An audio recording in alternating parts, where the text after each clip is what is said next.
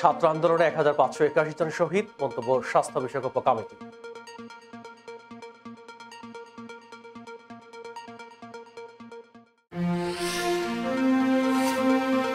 উপদেষ্টাদের নাম ভাঙিয়ে চাঁদাবাজি করলে পুলিশে ধরিয়ে দিন, বললেন আসিফ নজরুল।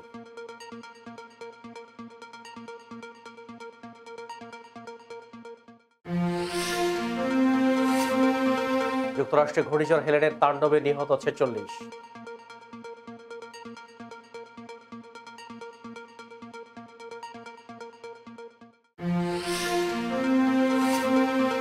ট্রাম্পের নির্বাচনী প্রচারণা হ্যাকিং, ফেসে গেলেন ইরানের রেভলিউশনারি গার্ডের ৩ সদস্য।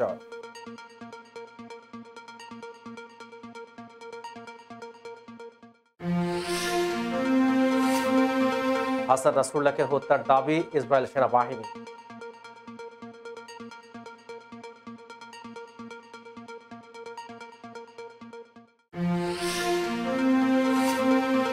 এবং আপত্তিকর আচরণ করে ২ ম্যাচ নিষিদ্ধ আর্জেন্টাইন গোলকিপার মার্টিনেজ।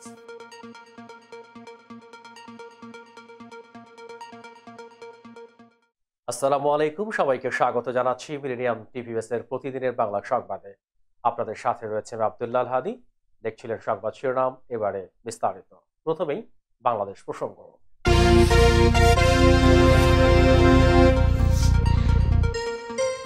বৈষম্য বিরোধী ছাত্র আন্দোলনকে কেন্দ্র করে গত জুলাই আগস্টে ঘটে যাওয়া সহিংসতার ঘটনায় ১৫৮১ জন শহীদ এবং ৩১,০০০-এরও বেশি মানুষ আহত হয়েছেন। শনিবার বিকেলে বৈষম্য বিরোধী ছাত্র আন্দোলনের স্বাস্থ্য বিষয়ক উপকমিটির সংবাদ সম্মেলনে তথ্য জানানো হয়। এতে বলা হয়, বৈষম্য বিরোধী ছাত্র আন্দোলনের পক্ষ থেকে গঠিত স্বাস্থ্য বিষয়ক কেন্দ্রীয় উপকমিটি এবং জাতীয় নাগরিক কমিটির যৌথ প্রচেষ্টায় সারা দেশে আন্দোলনে শহীদদের এই প্রাথমিক তালিকা প্রণয়ন করা হয়েছে। তালিকা প্রণয়নের কাজে As-Sunnah foundation, human rights support society, red July সহ অন্যান্য বেশ কয়েকটি সংস্থা সহায়তা প্রদান করেছে বলেও সংবাদ সম্মেলনে বলা হয়। স্বাস্থ্য বিষয়ক উপকমিটির সদস্য সচিব তারেক রেজা বলেন, প্রাথমিক এই তালিকাটির তথ্য যাচাই বাছাই করতে প্রতিটি জেলায় জেলা প্রশাসকের নেতৃত্বে গঠিত কমিটির কাছে পাঠানো হয়েছে। এই কমিটির তথ্য যাচাই বাছাই করার পর স্বাস্থ্য মন্ত্রণালয়ের কাছে চূড়ান্ত তালিকা প্রদান করবে। অন্তর্বর্তী সরকারের উপদেষ্টাদের নাম ভাঙিয়ে কেউ চাঁদাবাজি বা যে কোনো অবৈধ সুবিধা আদায়ের চেষ্টা করলে তাকে পুলিশে ধরিয়ে দেওয়ার নির্দেশ দিয়েছেন আইন, বিচার ও সংসদ বিষয়ক উপদেষ্টা ডক্টর আসিফ নজরুল। শনিবার বেলা ১১টার দিকে সামাজিক যোগাযোগ মাধ্যম ফেসবুক ভেরিফাইড পেজে লাইভে এসে এমন নির্দেশনা দেন তিনি। ডক্টর আসিফ নজরুল বলেন, আমি সরকারে আসার আগে এবং পরে অনেক মানুষ অনুরোধ করে আমার সঙ্গে ছবি তুলেছেন। এমনও হয়েছে, সরকারে আসার আগে বহু অনুষ্ঠানে গেছি, অনেকেই ছবি তুলেছে। এসব ছবি দেখিয়ে কেউ কেউ অবৈধ সুবিধা আদায়ের চেষ্টা করছেন বলে জানতে পেরেছে। এমনকি কেউ কেউ নাকি বিভিন্ন কথা বলে চাঁদা আদায়েরও চেষ্টা করছেন। এমন কর্মকাণ্ডের তীব্র প্রতিবাদ জানিয়ে তিনি বলেন, যারা এমন কর্মকাণ্ড করছে বা করার চেষ্টা করছে, আপনারা তাদের পুলিশে ধরিয়ে দেবেন। কোনো অবস্থাতেই আমার কথা বলে কেউ যদি কোনো রকম চাঁদা আদায় বা অবৈধ সুবিধা আদায়ের চেষ্টা করে, আপনারা তাকে পুলিশে ধরিয়ে দেবেন, মামলা করবেন, আর মামলার কপি আমার ফেসবুকে পাঠিয়ে দেবেন। অবশ্যই আমি এর বিরুদ্ধে ব্যবস্থা নেওয়ার চেষ্টা করব। লাইভ এসে অন্তর্বর্তী সরকারি উপদেষ্টা বলেন, আমি বা অন্তর্বর্তী সরকারের কেউ কোন রকম অবৈধ কাজে প্রশ্রয় দেবে না। এমন কাজ যারা করছেন বা করার চেষ্টা করছেন, তাদের আমি কঠোর হুঁশিয়ারি জানাচ্ছি, বাংলাদেশের মানুষের সঙ্গে কোনো রকম অন্যায় করবেন না, আমাদের কারোর নাম ব্যবহার করবেন না, আমাদের নামে কোনো রকম চাঁদাবাজি, অবৈধ সুবিধা আদায়, কাউকে কোনো রকম হুমকি দেয়া, এসব থেকে বিরত থাকবেন। এমন কিছু জানতে পারলে উপযুক্ত আইনে ব্যবস্থা নেওয়া হবে বলে হুঁশিয়ারি উচ্চারণ করেন অন্তর্বর্তী সরকার আইন, বিচার ও সংসদ বিষয়ক এই উপদেষ্টা। দর্শক, এবার দেখবেন যুক্তরাষ্ট্র সংবাদ।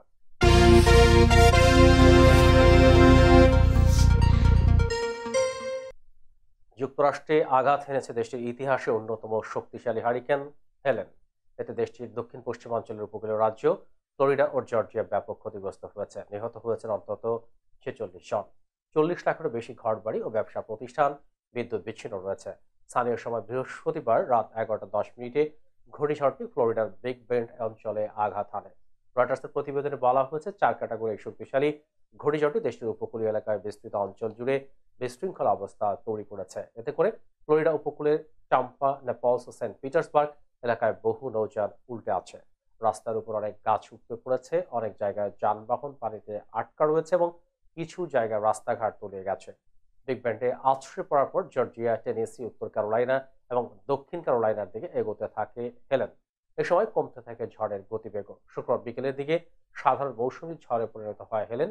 ঘন্টায় ৫৫ থেকে ৩৫ কিলোমিটারে নেমে আসে বাতাসের গতিবেগ। যুক্তরাষ্ট্রের কেন্দ্রীয় সরকার দুর্যোগ মোকাবিলা দপ্তরের ফেডারেল ইমার্জেন্সি ম্যানেজমেন্ট এজেন্সির ফেমা তথ্য অনুযায়ী বিগ ব্যান্ডে আছড়ে পড়ার পরবর্তী ৬ ঘন্টা পর্যন্ত নিজের শক্তি ধরে রাখতে পেরেছিল হেলেন। পরে ধীরে ধীরে এটি সাধারণ মৌসুমী ঝড়ে পরিণত হয়। দর্শক, মিলেনিয়াম টিভিএস এর প্রতিদিনের বাংলা সংবাদের এ পর্যায়ে ছোট্ট একটি বিরতি, সঙ্গে থাকুন।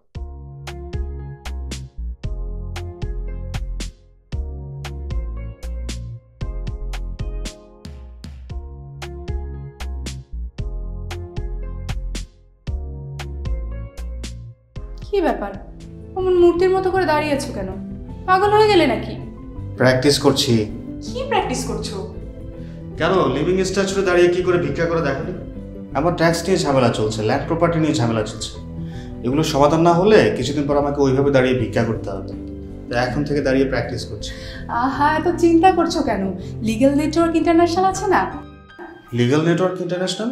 হ্যাঁ, কিছুদিন আগে ইন্স্যুরেন্স দিয়ে সম্পভাবীদের একটা ঝামেলা হলো না? লিগ্যাল নেটওয়ার্কের মাধ্যমেই তো সেটা সমাধান হলো। শুধু ইন্স্যুরেন্সই না ভাবি, criminal case, immigration, tax, divorce, housing সংক্রান্ত যে কোনো লিগেল সমস্যার সমাধান পেয়ে যাবেন লিগেল নেটওয়ার্কে। যুক্তরাষ্ট্রের 50টি স্টেটে যে কোনো প্রান্তে যে কোনো লিগেল সহায়তা দিতে কিন্তু আমাদের সঙ্গে আছে লিগেল নেটওয়ার্ক ইন্টারন্যাশনাল। শুধু তাই নয়, লিগেল নেটওয়ার্কে আছেন যুক্তরাষ্ট্রের স্বনামধন্য সব লয়ার, যাদের আইনি সহায়তায় যে কোনো লিগেল সমস্যার সমাধান পেয়ে যাবেন খুব সহজেই। তাহলে দেরি কেন? এখনই চলো লিগ্যাল নেটওয়ার্কে। I'm Nasrin Mosnu, immigration attorney. I was born and raised here in New York City. I have been working at various immigration firms since I was a teenager, including with my father.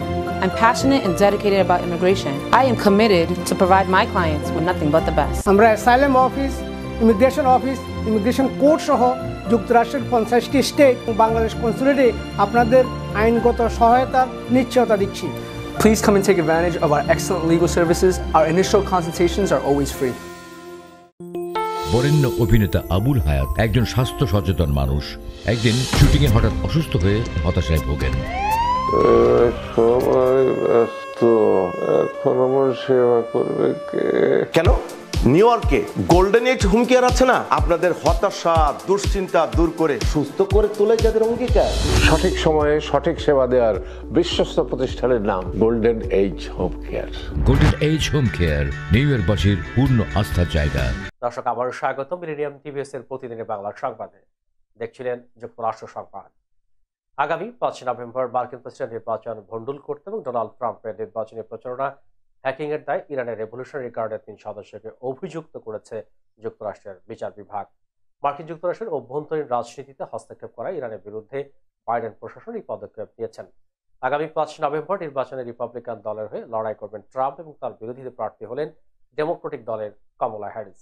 তবে ইরানের বিরুদ্ধে আনিত অভিযোগ অস্বীকার করেছে Tehran. বৃহস্পতিবার দেশটি নিয়ে আনুষ্ঠানিক প্রতিক্রিয়া জানিয়েছে। গতকাল শুক্রবার মার্কিন অ্যাটর্নি জেনারেল মেরিক গারল্যান্ড এক নিউজ কনফারেন্সে বলেন, অভিযুক্ত ওই ৩ ব্যক্তি হলেন মাসুদ জলিলি, সায়েদ আলী আঘামিরি এবং ইয়াসির বালাগি। এই ৩ ব্যক্তি ট্রাম্পের নির্বাচনী প্রচারে হস্তক্ষেপ করেছেন। তিনি আরো বলেন, আমরা প্রত্যক্ষ করেছি নভেম্বরের নির্বাচন ঘিরে ইরান তাদের সাইবার কার্যক্রম বৃদ্ধি করেছে। অভিযোগে বলা হয়েছে ওই ৩ ব্যক্তি ভুয়া ইমেইল ব্যবহার করে ট্রাম্পের ক্যাম্পেইন প্রতিনিধিদের সঙ্গে যোগাযোগ করেন এবং বোঝাতে সক্ষম হন যে তারা একটি বিশ্বস্ত সূত্র। এরপর ইমেইলে একাধিক লিঙ্ক পাঠিয়ে নির্বাচনী প্রচারণে হস্তক্ষেপ করা হয়। যুক্তরাষ্ট্রের ট্রেজারি বিভাগ জানিয়েছে, জালিয়াতির ঘটনায় ৩ ব্যক্তি সহ ইরানের রেভলিউশনারি গার্ডের আরো অনেক সদস্যের বিরুদ্ধে নিষেধাজ্ঞা আরোপ করা হয়েছে। দর্শক, এবার দেখবেন আন্তর্জাতিক সংবাদ।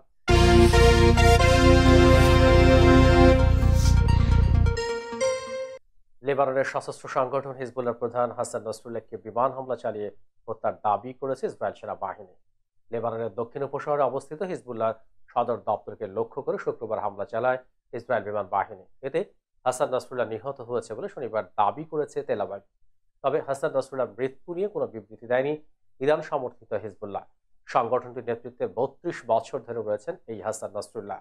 সামাজিক যোগাযোগ মাধ্যম এক্স পোস্টে ইসরায়েল সেনাবাহিনীর মুখপাত্র অভিচয় আব্রাই দাবি করেছেন সশস্ত্র সংগঠন হিজবুল্লাহ নেতা হাসান নাসরুল্লাহকে ইসরায়েল বাহিনী নির্মূল করেছে। শনিবার এক্স পোস্টে ইসরায়েল সেনাবাহিনী লিখেছে, হাসান নাসরুল্লাহ আর বিশ্বের সন্ত্রাসী কার্যক্রম পরিচালনা করতে পারে না। এদিকে ইসরায়েলি হামলায় গত 3 দিনে লেবানন ছেড়ে সিরিয়ায় পাড়ি দিয়েছেন 30,000-এরও বেশি মানুষ। জাতিসংঘের শরণার্থী বিষয়ক সংস্থা এই তথ্য জানিয়েছে। দর্শক, মিলেনিয়াম টিভিএস এর প্রতিদিনের বাংলা সংবাদের পর্যায়ে ছোট্ট একটি বিরতি, সঙ্গে থাকুন।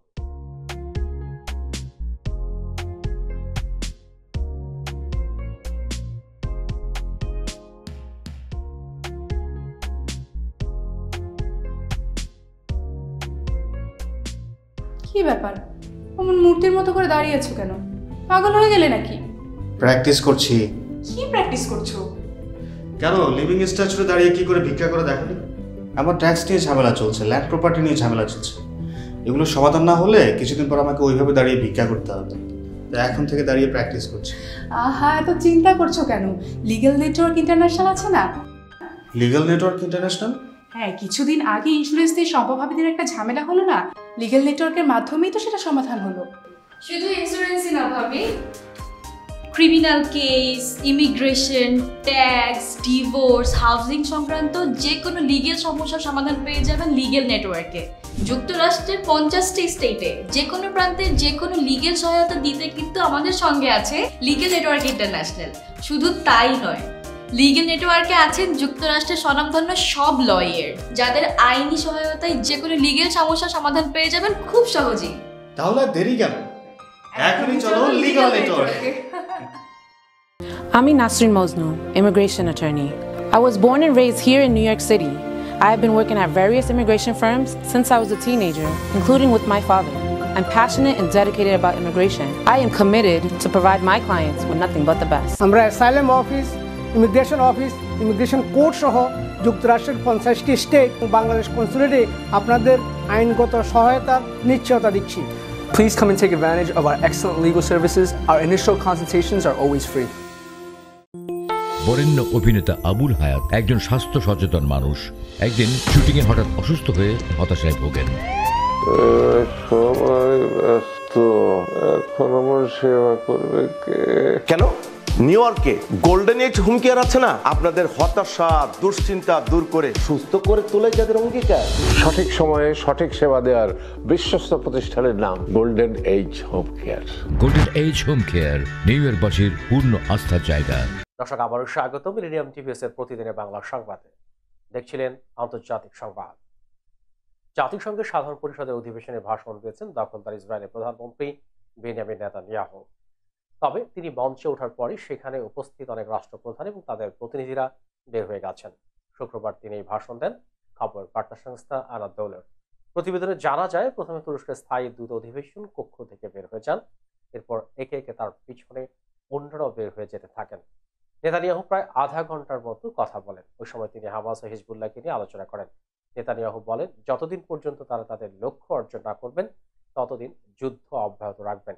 এদিকে ফিলিস্তিনি সশস্ত্র গোষ্ঠী হামাস যুদ্ধাপরাধের অভিযোগে অভিযুক্ত নেতানিয়াহুর ভাষণ প্রত্যাখ্যানে বিশ্ব নেতাদের প্রতি আহ্বান জানিয়েছিল। এক বিবৃতিতে তারা বলেছে, নেতানিয়াহু 41,000 ফিলিস্তিনিকে হত্যা করেছেন। তার জাতিসংঘের ভাষণ নয়, কারাগারে থাকা উচিত। সংবাদ মাধ্যম আল জাজিরা জানিয়েছে, আরব বিশ্বের প্রতিনিধিরাও নেতানিয়াহুর বক্তব্য প্রত্যাখ্যান করে অধিবেশন কক্ষ থেকে বের হয়ে গেছেন। সাধারণ পরিষদের সরাসরি প্রচারিত অনুষ্ঠানে দেখা গেছে, নেতানিয়াহু বক্তব্য শুরু করার পর অধিবেশন কক্ষের বেশিরভাগ আসনই খালি পড়ে আছে। দর্শক, এবার দেখবেন প্রতিনিধি সংবাদ।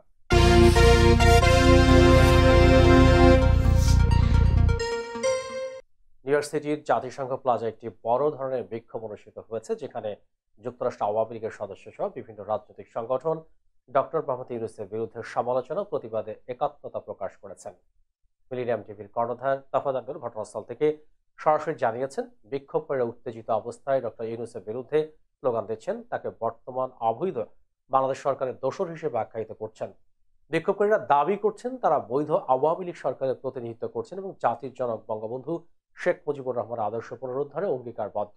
তারা জোর দিয়ে বলছেন, প্রধানমন্ত্রী শেখ হাসিনার নেতৃত্বে দলটি বাংলাদেশের জন্য পুনরায় তাদের স্বপ্ন বাস্তবায়ন করবে এবং বর্তমান সরকারের অধীনে যে হাজারো মানুষ অবিচার ও নির্যাতনের শিকার হয়েছে, তাদের মুক্তি এনে দেবে। বিক্ষোভ চলাকালীন এই কর্মীরা আওয়ামী লীগ নেতা ও সমর্থকদের উপর বর্তমান কর্তৃপক্ষের দ্বারা নির্যাতন ও নিপীড়নের ব্যাপক অভিযোগ তুলে ধরেছেন। তারা শেখ হাসিনাকে বাংলাদেশের বৈধ প্রধানমন্ত্রী হিসেবে আখ্যায়িত করছেন এবং ভারতের সরকারের সমর্থনে তিনি শিগগিরই বাংলাদেশে ফিরে আসবেন বলে দৃঢ় বিশ্বাস প্রকাশ করেছেন। বাংলাদেশের বিরোধী দল বিএনপি জাতিসংঘের সমর্থন লাভ করায় ডক্টর ইউনূসের প্রতি তাদের সংহতি জানিয়ে এবং খালেদা জিয়ার নেতৃত্বের প্রতি আস্থা প্রকাশ করে র্যালি করেছেন। র্যালিতে দলীয় পতাকা প্রতীক ব্যবহার করে সমর্থকরা আসন্ন অর্থনৈতিক পুনরুদ্ধারের ব্যাপারে আশাবাদী কথা বলেন এবং সাম্প্রতিক ছাত্র আন্দোলনের শিক্ষার্থী ত্যাগের প্রতি মনোযোগ দেওয়ার আহ্বান জানান। বিএনপির দাবি, প্রধানমন্ত্রী শেখ হাসিনা পুনরায় ক্ষমতায় আসা উচিত নয়, কারণ অতীতে শিক্ষার্থীদের বিরুদ্ধে সহিংসতা পুনরাবৃত্তির আশঙ্কা রয়েছে। মিডিয়াম টিভির প্রতিবেদক মোজাহিদুল ইসলাম ও কর্ণধার তাফাদার নূর তথ্যচিত্র পর্যালোচনা থেকে জানা যায়, দেশের রাজনৈতিক উত্তেজনা ক্রমশ বাড়ছে এবং সরকারের প্রতি জনমনে অসন্তোষ বাড়ছে। বিক্ষোভকারীরা জবাবদিহিতার প্রয়োজনীয়তা তুলে ধরছে, যেখানে বিএনপি সত্যিকারের গণতন্ত্র প্রতিষ্ঠার দাবি করছে। মানবাধিকার ও শাসন ব্যবস্থার অবনতি নিয়ে তাদের উদ্বেগের কথাও জানিয়েছে দলটি। অনেক সমর্থক শান্তিপূর্ণভাবে ক্ষমতা পরিবর্তনের আশা প্রকাশ করেছেন, যেখানে অর্থনৈতিক স্থিতিশীলতা আনার প্রতিশ্রুতি দেওয়া হয়েছে। এরই মধ্যে নিহত শিক্ষার্থীর জন্য ন্যায় বিচারের দাবিও দেশ জুড়ে জোরালো হয়েছে। বিএনপি এই সমাবেশ চলমান রাজনৈতিক অস্থিরতা এবং জনগণের পরিবর্তনের আকাঙ্ক্ষার প্রতিফলন। পরিস্থিতি যেভাবে এগোচ্ছে, বাংলাদেশের ভবিষ্যতে অনিশ্চয়তা থেকেই যাচ্ছে। পাকিস্তানের বিরোধী দলগুলো এবং প্রায় 95% পাকিস্তানি নাগরিক পিটিআই নেতা ইমরান খানকে পছন্দ বা ভালোবাসেন। বর্তমানে ইমরান খান সরকারি কারাগারে রয়েছেন, যা দেশ জুড়ে ব্যাপক ক্ষোভের জন্ম দিয়েছে। তার মুক্তির দাবিতে হাজার হাজার পাকিস্তানি বিক্ষোভকারীরা জাতিসংঘের সদর দপ্তরের সামনে জড়ো হয়ে বিক্ষোভ করেছে। মিলিনিয়াম টিভির কর্ণধার তাফাদার নূর জানান, বিক্ষোভকারীদের দাবি ইমরান খানের মুক্তি এবং দেশে গণতন্ত্র পুনঃপ্রতিষ্ঠা করতে হবে। বিক্ষোভকারীরা ইমরান খানকে তাদের প্রকৃত নেতা হিসেবে আখ্যায়িত করে তার শাসনামলে দেশের উন্নয়ন ও স্থিতিশীলতার কথা উল্লেখ করেছেন। তারা দাবি করেন, ইমরান খান ছিলেন একজন নেতা যিনি দুর্নীতি দূর করে পাকিস্তানের জনগণের অধিকার নিশ্চিত করতে প্রতিজ্ঞাবদ্ধ ছিলেন। তার কারাবাসকে রাজনৈতিক ষড়যন্ত্র হিসেবে দেখছেন অনেকেই, যারা মনে করেন এটি তাকে রাজনীতি থেকে দূরে রাখার একটি পরিকল্পনা। বিক্ষোভে অংশগ্রহণকারী পাকিস্তানি প্রবাসীরা বিশ্ব সম্প্রদায়ের দৃষ্টি আকর্ষণ করার চেষ্টা করছেন, যাতে ইমরান খানের মুক্তি ও দেশের গণতান্ত্রিক অধিকার পুনঃপ্রতিষ্ঠার জন্য চাপ দেওয়া হয়। তারা বিশ্বাস করেন, ইমরান খান মুক্ত হলে দেশে গণতন্ত্র ফিরে আসবে এবং জনগণের প্রতি সরকারের দায়বদ্ধতা নিশ্চিত হবে। খাগড়াছড়িতে বিশ্ব পর্যটন দিবসের র্যালি ও আলোচনা সভা অনুষ্ঠিত হয়েছে। পর্যটন শান্তির সোপান প্রতিপাদ্যে শুক্রবার সকাল 10টায় খাগড়াছড়ি জেলা পরিষদের আয়োজনে পর্যটন বোর্ডের সহযোগিতায় বর্ণাঢ্য র্যালি ও আলোচনা সভার আয়োজন করা হয়। আমাদের প্রতিনিধি অভি বড়ুয়া জানান, র্যালি ও আলোচনা সভায় খাগড়াছড়ি জেলা প্রশাসকের প্রতিনিধি, সহকারী কমিশনার ও এক্সিকিউটিভ ম্যাজিস্ট্রেট নোমান ইবনে হাফিজ, খাগড়াছড়ির অতিরিক্ত পুলিশ সুপার সদর সার্কেল মোহাম্মদ তৌফিকুল আলম, খাগড়াছড়ি কৃষি সম্প্রসারণ অধিদপ্তরের উপপরিচালক বাসরুল আলম, খাগড়াছড়ি পর্যটন motel manager Uttam Kumar, Khagrachari PTI superintendent Ruma Das সহ জেলা পরিষদের বিভিন্ন ব্যস্ত বিভাগের কর্মকর্তা পর্যটন শিল্পের সংশ্লিষ্টরা এতে অংশ নেন।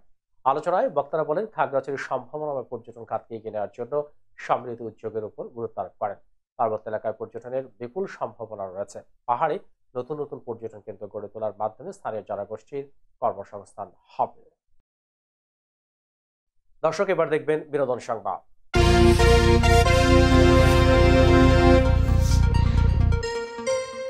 সম্প্রতি সামাজিক যোগাযোগ মাধ্যমে অভিনেত্রী সাদিয়া আয়মানের একটি ভাইরাল ভিডিও নিয়ে তোলপাড় চলছে। বিব্রতকর পরিস্থিতির মুখে পড়তে হয় অভিনেত্রীকে। তার অনুমতি না নিয়ে এক সাংবাদিক ভিডিওটি ছড়িয়ে দিয়েছে বলে অভিযোগ করেছেন সাদিয়া। এবার এই ঘটনায় সরব হলেন মডেল অভিনেত্রী মৌসুমী হামিদ। গত 27 সেপ্টেম্বর মধ্যরাতে নিজের ফেসবুক পেজে একটি পোস্ট দিয়েছেন, যেখানে অভিনেত্রীর সঙ্গে শুটিং সেটে ঘটে যাওয়া এক অপ্রীতিকর ঘটনার কথা তুলে ধরেছেন তিনি। আরো বলেছেন, অবাক হয়েছি যারা আয়মান সাদিয়ার ভিডিও দেখে পোস্ট করেছেন। ভিডিওতে তো তেমন কিছু দেখা যায় নাই তাদের উপর। যিনি ভিডিওটি পোস্ট করেছেন তার জন্য আমার কিছুই বলার নেই, উনি ভিডিও ডিলিট করেছেন। আমি সাধুবাদ জানাই, কিন্তু সর্বনাশ যা হওয়ার তা তো হয়ে গেছে। ভিডিও বিভিন্ন জায়গায় ছড়িয়ে গেছে এবং মানুষের ট্রলিং। যারা বলছেন এই ভিডিওতে তেমন কিছুই দেখা যায় নাই, তাদের জন্য প্রশ্ন আছে, এই তেমন কিছুই না দেখা ভিডিওটির কারণে যে পরিমাণ নোংরা, অসভ্যতা, বুলিং, বডি শেম, ধর্ষণ, থ্রেট মেয়েটাকে সহ্য করতে হয়েছে বা এখনো হচ্ছে, সেটা যদি আপনার পরিবারের কোনো মেয়েকে সহ্য করতে হয়, আপনি সেটা দেখার জন্য প্রস্তুত আছেন তো? দর্শক, মিডিয়াম টিভিএস এর প্রতিদিনের বাংলা সংবাদের এই পর্যায়ে আবার ছোট্ট একটি বিরতি, সঙ্গে থাকুন।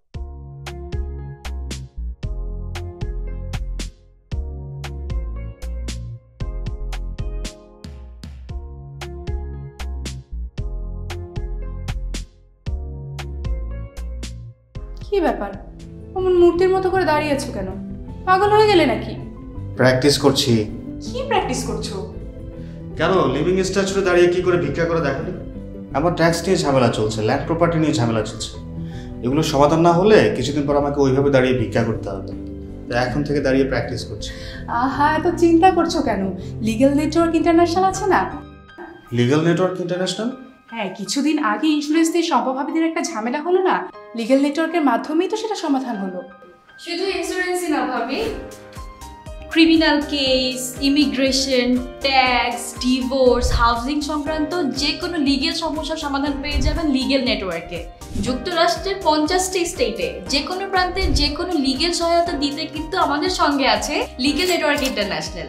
শুধু তাই নয়, লিগেল নেটওয়ার্কে আছেন যুক্তরাষ্ট্রের স্বনামধন্য সব লয়ার, যাদের আইনি সহায়তায় যে কোনো লিগেল সমস্যার সমাধান পেয়ে যাবেন খুব সহজেই। তাহলে দেরি কেন? এখনই চলো লিগ্যাল নেটওয়ার্কে। I'm Nasrin Mosnu, immigration attorney. I was born and raised here in New York City. I have been working at various immigration firms since I was a teenager, including with my father. I'm passionate and dedicated about immigration. I am committed to provide my clients with nothing but the best. আমরা asylum office, immigration court সহ যুক্তরাষ্ট্রের 50টি state ও বাংলাদেশ কনসুলেটে আপনাদের আইনগত সহায়তার নিশ্চয়তা দিচ্ছি। Please come and take advantage of our excellent legal services. Our initial consultations are always free. বরেণ্য অভিনেতা আবুল হায়াত একজন স্বাস্থ্য সচেতন মানুষ। একদিন শুটিংয়ে হঠাৎ অসুস্থ হয়ে হতাশায় ভোগেন। এখন আমার সেবা করবে কে? কেন নিউ ইয়র্কে গোল্ডেন এইজ হোম কেয়ার আছে না? আপনাদের হতাশা দুশ্চিন্তা দূর করে সুস্থ করে তোলে যাদের অঙ্গীকার। সঠিক সময়ে সঠিক সেবা দেওয়ার বিশ্বস্ত প্রতিষ্ঠানের নাম golden age home care. Golden age home care New ইয়র্কবাসীর পূর্ণ আস্থার জায়গা। দর্শক, আবারও স্বাগতম মিলেনিয়াম টিভিএস এর প্রতিদিনের বাংলা সংবাদে। দর্শক, এবার দেখবেন খেলার সংবাদ।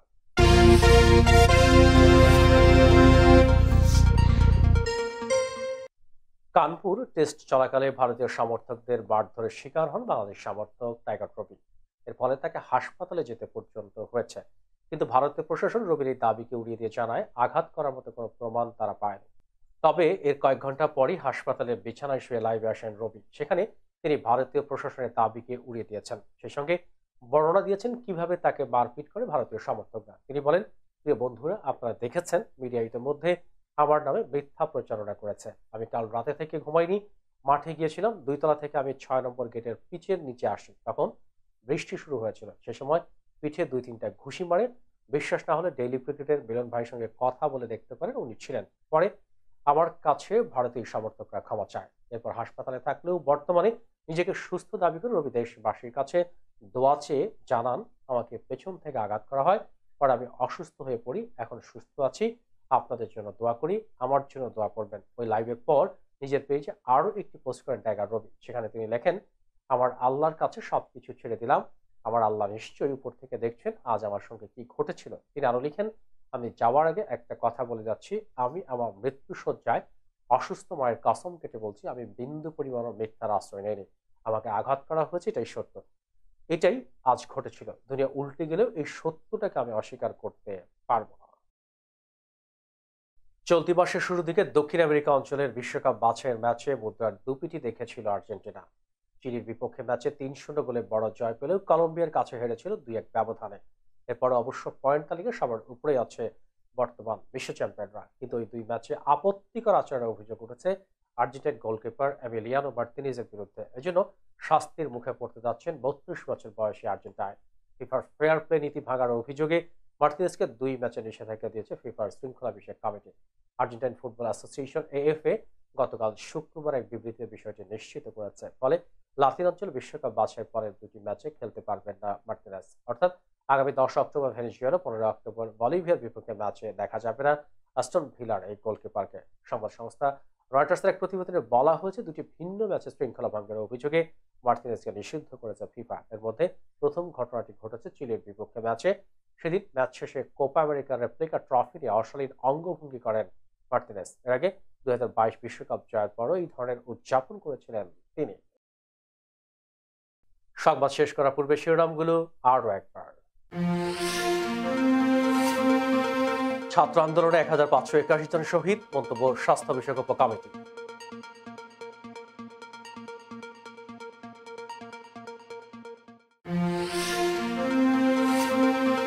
উপদেষ্টাদের নাম ভাঙিয়ে চাঁদাবাজি করলে পুলিশে ধরিয়ে দিন, বললেন আসিফ নজরুল।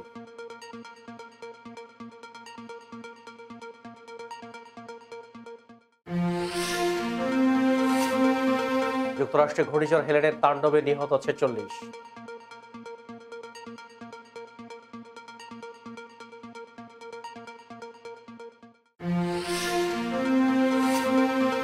ট্রাম্পের নির্বাচনী প্রচারণায় হ্যাকিং, ফেঁসে গেলেন ইরানের রেভলিউশনারি গার্ডের 3 সদস্য।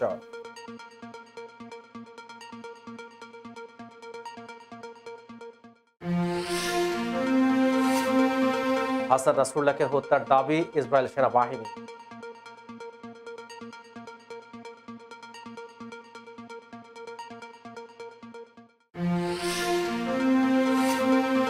এবং আপত্তিকর আচরণ করে 2 ম্যাচ নিষিদ্ধ আর্জেন্টাইন গোলকিপার মার্টিনেজ।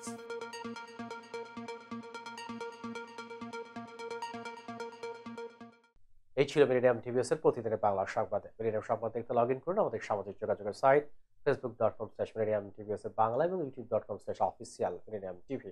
এছাড়াও সংবাদের সর্বশেষ আপডেট জানতে ভিজিট করুন আমাদের নিয়মিত ওয়েবসাইট www.miridiamtvs.com এবং www.miridiamtv.org। প্রিয় দর্শক, মিরিডিয়াম টিভি দেখুন সকল অ্যান্ড্রয়েড ফোনে, iOS Apple TV, Amazon Fire TV, Roku TV এবং সকল স্মার্ট টিভিতে। এছাড়াও মিরিডিয়াম টিভি দেখতে পাবেন সমস্ত ইউরোপীয় দেশ এবং অস্ট্রেলিয়া স্কাই নেটওয়ার্কে, বিশ্বব্যাপী জাদু টিভি, রেডিয়েন্ট আইপি টিভি, বিশ্বব্যাপী জাগোবিডি নেটওয়ার্ক এবং বিশ্বব্যাপী হরাইজন স্যাটেলাইটে। আপনারা যেখানে থাকুন ভালো থাকুন, সুস্থ থাকুন, মিরিডিয়াম টিভির সাথেই থাকুন। আল্লাহ হাফেজ।